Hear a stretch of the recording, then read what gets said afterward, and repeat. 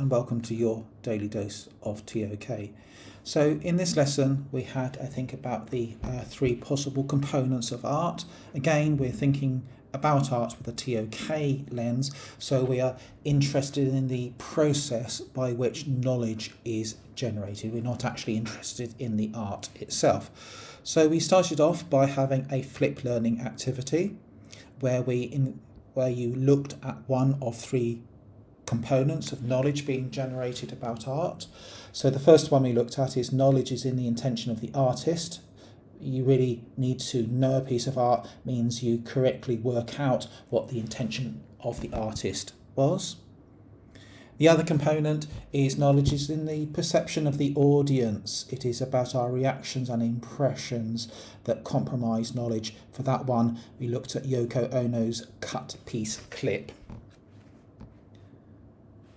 And a third component in understanding art is the knowledge is contained within the artwork itself. So there is inherent knowledge in the artwork, its formal qualities, its materials, its composition and its structure.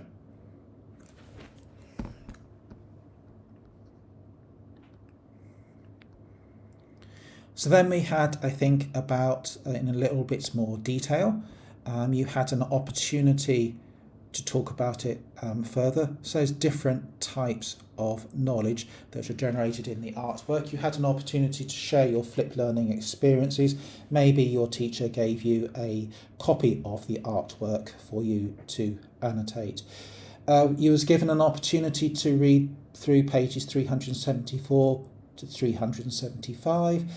Importantly, this does link to non-propositional knowledge. If we haven't already looked at non-propositional knowledge, we will be looking at non-propositional knowledge in future lessons. And you can always click on that link to see where we talk about it in the TOK course.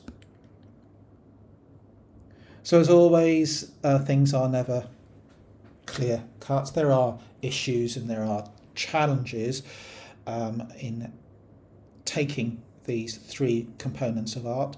I would suggest that most of the problems arise is when you just take one of those components or you excessively emphasize one of those components. Art perhaps should be a mixture of all three. So we looked at art knowledge is in the implications of the artists. The artist can be opaque, can be ambiguous. Sometimes this is a deliberate intention of the artist to create that mysticism around their artwork. Sometimes it is dealing with very complex things, which is very hard to be clear about. And sometimes as the artist themselves produces the artwork, their intentions and intentions for the artwork shift over time. We went on to look at practical joking, some comedy here. If you give everything over to the audience and just let the audience interpret something, it's highly subjective. How does the audience actually know what's going on?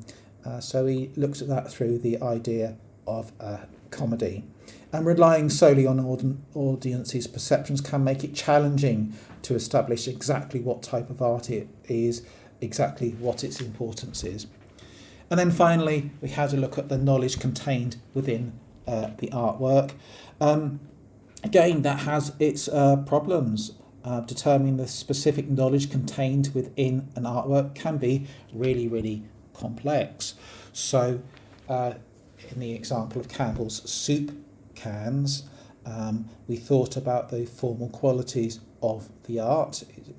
Some would say that as a piece of art it is very, very simplistic, but its simplicity gives us lots of knowledge. So I'd say in practice you would need to consider all three components of the artwork.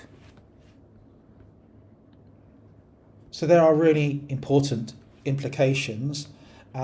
So we looked at Georgia O'Keeffe talking about flowers, her artwork and flowers.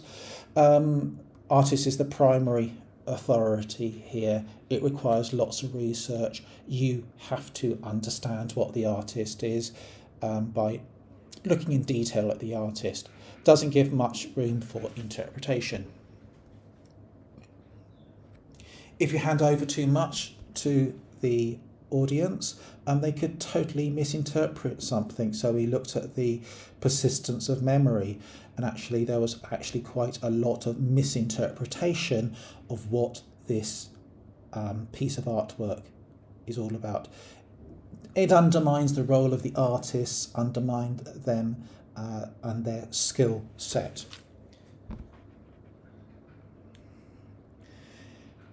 And then we try to look at the knowledge that contained in its artwork. Here we looked at Cindy Sherman and the work she did with her stills. And so there are lots and lots of layers of knowledge, and it can be quite difficult to understand those layers of knowledge.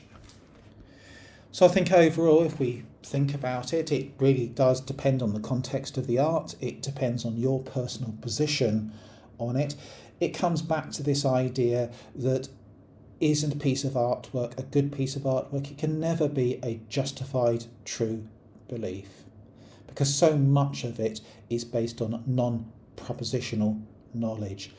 Again, we have that interaction between subjectivity and objectivity. So when thinking about art being a good piece of art, we can never really say it's a justified true belief that it is a good or bad piece of art.